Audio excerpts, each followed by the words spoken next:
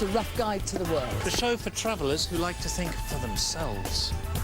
We want to help you make the most of your time on Earth. Taking you on extraordinary journeys to wonderful places.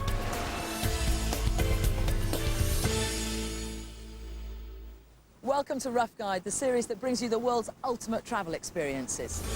We're going to show you what we think are some of the best cities in the world. Where our fun and adventures are going to be more social than just geographical. So I'm going to be hunting for bargains in Morocco's Fez. How much? How much combien pour moi? And losing myself in this very old town.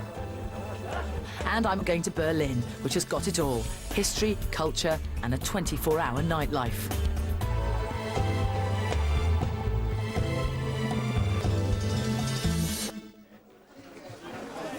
Something tells me that Fez is going to be different. The ancient and mysterious city of Fez is the oldest and largest medieval city in the world. It's not as easy to get to as Marrakesh, but that's how you avoid all the tourists, by taking the extra 3 hours travel via Casablanca to get here.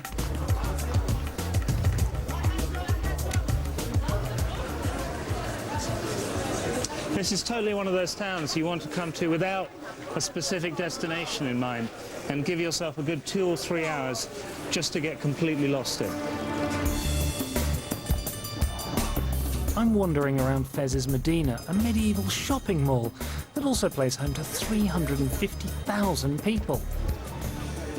Each area of the market or souk has its own specialty, but the Medina is famous for one particular spectacle of sight and smell. Have you ever seen anything that looks like this? It's where the skins of animals are transformed using ancient tanning techniques into fancy bits of leather for handbags and shoes. Now, if you're wondering why I'm using the double-barreled mint nostril device here, it's because these tanneries look amazing, but they smell terrible. Got to be very careful not to dye myself. 600 years ago, Fez had about 200 of these tanneries, but now this is the oldest surviving and smelliest one in the world. What's going on anyway, by the way, over there, where you see all the vats are white, that's where all the fur gets taken off the leather. And then it's brought into where they dye the hides. Inside these vats, it's a mixture of mineral dyes and in some cases saffron, and I imagine probably some cochineal, but also a fair bit of cow urine and pigeon crap as well. And apparently the pigeon crap is used to keep the smell down. It's not working. But if you're not put off by the odour of old flesh and cow urine, there are plenty of fancy leather goods to buy in here. And there are plenty of other bargains out there in the Medina, from carpets to the city's famous brimless hats. But buyer beware, there are no easy sales here in the souk. Give me 80 euros. 80 euros?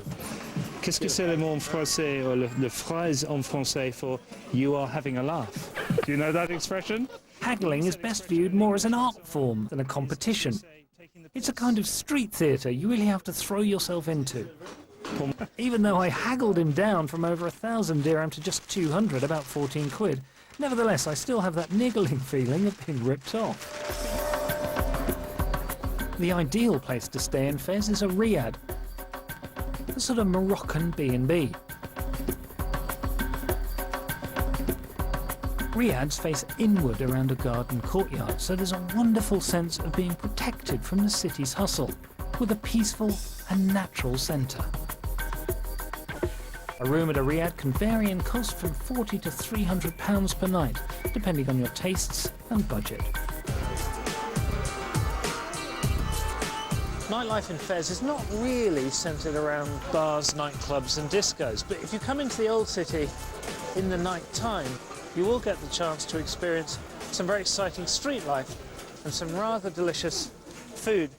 The closest thing you get to Moroccan home cooking can be found here in these roadside restaurants. Lamb tagine is a local favourite, but if you're not a meat eater, like tagine every night, or fill up on the local bread, khobz.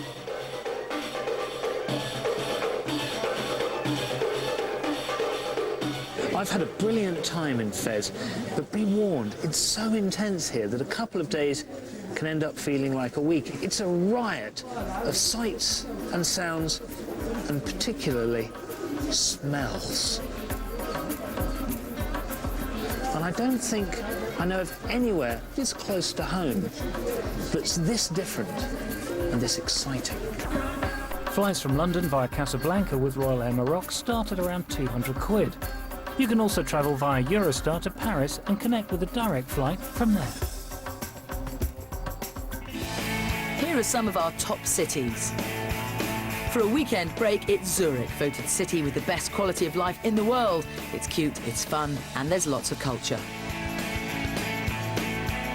And for a longer trip, it's Tokyo, a place where hectic consumer culture collides with Japan's old traditions.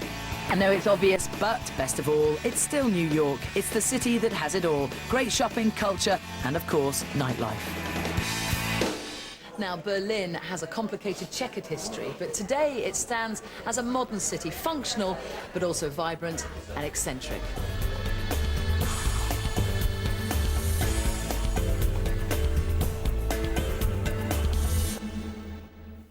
In my view, Berlin is one of the best cities because it's got history, culture, and a 24-hour party scene. Just 2 hours away from London, it's been reborn as a capital city. Perfect for a weekend break or a longer trip, there is loads to do here. If you want history and culture, it's all around you. But for me, Berlin is about something more alternative. And for that, I'm heading into what used to be the Jewish quarter in East Berlin to visit the cooperative art studio Tacklers. After the wall came down in 1989, expression and spontaneity grew here. This is one of the most iconic artistic buildings in Berlin, but just 17 years ago, it was a squat. The building was due to be knocked down. In fact, demolition had already begun.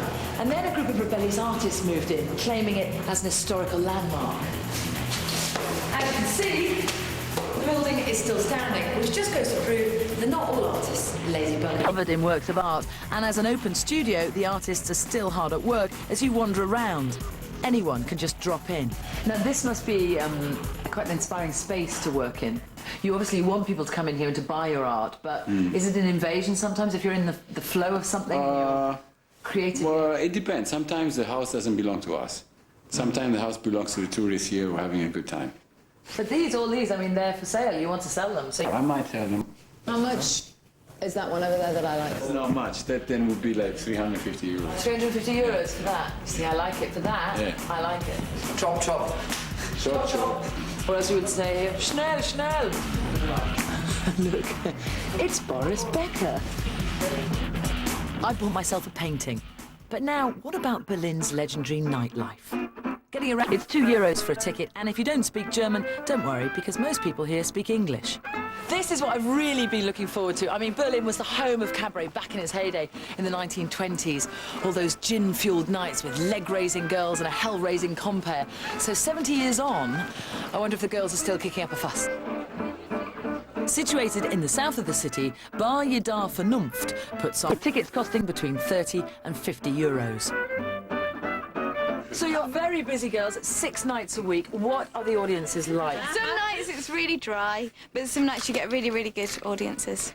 But amazing costumes you have. That must be such fun as well. Such great party. It is, yeah. Do you argue over who's wearing what? No, because we all have our own separate characters. Colours. So mine's kind of like all the kind of androgynous clothes. That's androgynous? Okay. I'm the most masculine, and then we have the most girly one. Yeah, I'm the little diva.